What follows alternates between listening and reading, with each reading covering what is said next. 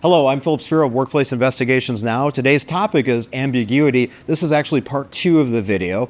In the last part of the video, we talked about a situation where only 2 employees were aware of a certain encounter that they had. One is denying that it happened, and the other is accusing the other employee of something inappropriate. We talked about the importance of circumstantial evidence to better understand if that event actually took place. And I also, in that video, mentioned the importance of circumstantial evidence for the next tool that we're going to use. And that tool is assessing credibility. These cases often come down to who's more credible in this particular situation. And so there's a number of different factors you can use. You can go to the EEO website. They'll list out those factors that you should be using in harassment cases. You can also check to see if any of your state agencies give any guidance around credibility assessments during investigations as well.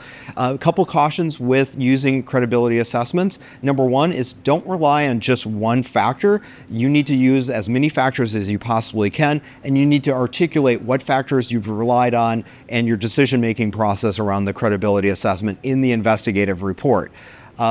Second of all, I often warn investigators about just relying on a person's demeanor, especially if they're anxious or nervous.